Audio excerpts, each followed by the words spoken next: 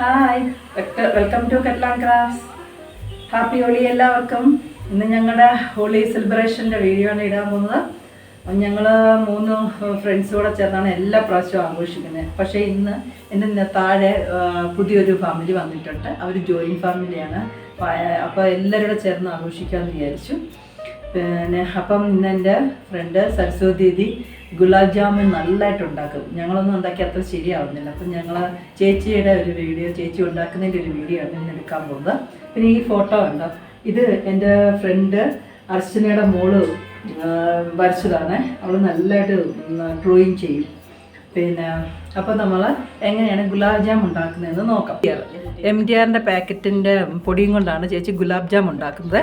അപ്പോൾ അതെങ്ങനെയാണ് നമുക്ക് ചെയ്യുന്നതെന്ന് നോക്കാം. ഇതുപോലെ കുറേശ്ശെ വെള്ളം ഒഴിച്ചിട്ട് കുഴയ്ക്കണം. നമ്മൾ ആട്ട കുഴയ്ക്കുന്ന പോലെ തന്നെ കുഴയ്ക്കുക. ചേച്ചി എനിക്ക് തമിഴ് അറിയാം, ആന്ധ്രയിലാണ്. അപ്പം തെലുങ്ക് അറിയാം, ഏകദേശം എല്ലാ ഭാഷയും അറിയാം അല്ലേ ദീദി? മലയാളവും തെരിയും, ഹിന്ദി മലയാളം എല്ലാമേ തെരിയും. ഇത്രയും നെയ്യ് ഇതിനകത്തോട്ട്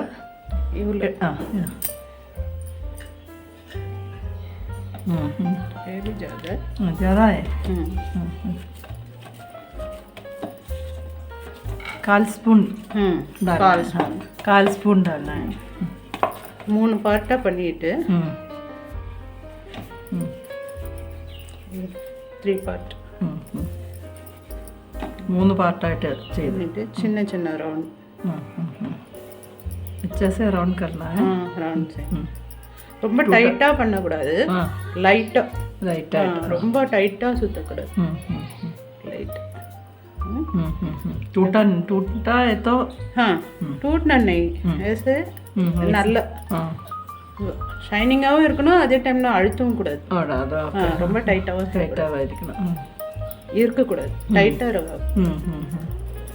டைட்டாக இருக்கும்போது ஆயிலில் ஃப்ரை ஆகும்போது உடஞ்சிடும். அதனால லைட்டாக பண்ணிடலாம். இது இப்படி नीट है।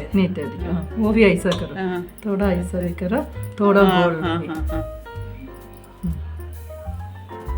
ரவுண்ட் ஃபர்ஸ்ட் ரவுண்ட் பண்ணிக்கணும். பண்ணிட்டு அப்புறம் ഇതുപോലെ 2 ഷേപ്പിലാക്കിയിട്ടുണ്ട് ചേച്ചി. അപ്പം പിന്നെ നമ്മൾ ഇതുപോലെ തന്നെ ഒരു 29 എണ്ണം ഉണ്ടാക്കുക. അവർ പറയുന്നുണ്ട് 35 എണ്ണം ഉണ്ടാക്കുന്നത്. പക്ഷേ ഇതാണല്ലോ, ഇതാകുമ്പം എണ്ണയിലോട്ട് ഇടുമ്പോൾ തന്നെ ഇച്ചിരി വലുതാവും. അത് ചിലപ്പോൾ പൊട്ടിയാതിരിക്കുന്നതാണ് ഏറ്റവും ബെറ്റർ. പൊട്ടിയാൽ നമ്മുടെ ആ ഫിനിഷിങ് വരത്തേയില്ല. പക്ഷെ ചേച്ചി ഉണ്ടാക്കുന്നത് ഭയങ്കര ടേസ്റ്റാണ് കേട്ടോ. നമുക്കിനി ഇതെങ്ങനെയാണ് നമുക്ക് ഉണ്ടാക്കുന്നതെന്ന് നോക്കാം. ஒரு பாக்கெட்டு NTR குலாப் ஜாமுன் பாக்கெட்டுக்கு 750 கிராம் சுகர் போடணும். 750 கிராம்ஸ் சுகர், 750 கிராம்ஸ் சுகரு. அந்த சுகர் முழுகிற அளவுக்கு தண்ணி ஊற்றணும். தண்ணி ஜாஸ்தியாக இருந்துச்சுன்னா அந்த குலாப் ஜாமுன் ரொம்ப சாஃப்டாகிடும்.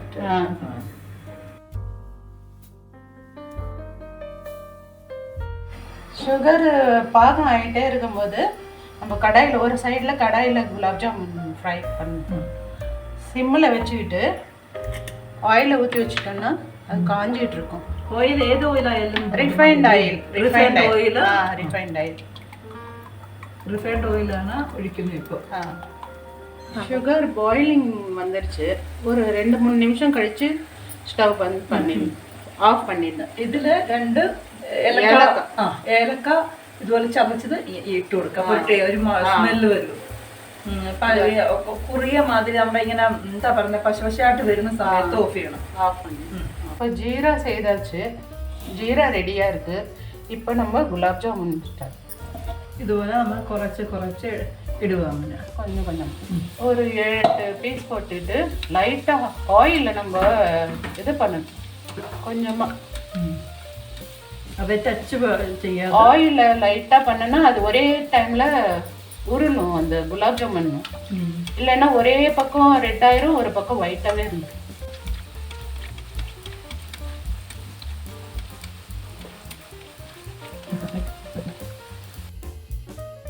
இது கொஞ்சம் ரெட்டான உடனே கொஞ்சம் சிம் பண்ணிடுங்க. सिम பண்ணனா உள்ள கூட நல்லா வேகும் अंदर भी पकना है ना, इसलिए हम लोग थोड़ा सिम में रख दिया। नहीं तो बाहर से रेड हो जाएगा, अंदर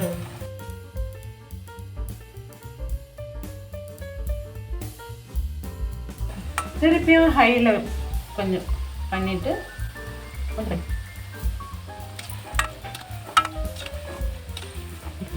இப்போ கலர் வந்துருச்சு. இன்னும் கொஞ்சம் டார்க்காகவும் எடுக்கலாம், இல்லைன்னா இந்த கலர் போதும்னா இந்த கலர். काला जामुन है तो काला जामुन ये भी होगा। हाँ இதுவே நல்லா இன்னும் கொஞ்ச நேரம் வச்சோன்னா काला எண்ணெய் நல்லா ஒடிஞ்ச பிறகு பிளேட்ல போட்டு ஆயில் விழுந்துடும். போட்டு அப்படியே போட்டு இப்போ வந்து இதை பக்கத்தில் ஜீரா இருக்குல்ல அதில்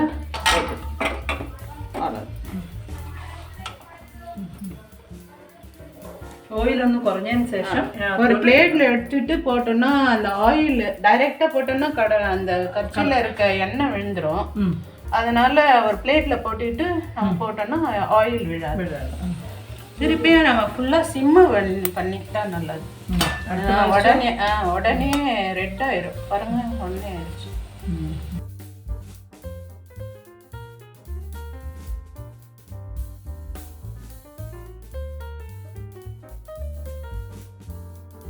குலாப் ஜாமுன் இப்போ ரெடி ஆயிடுச்சு.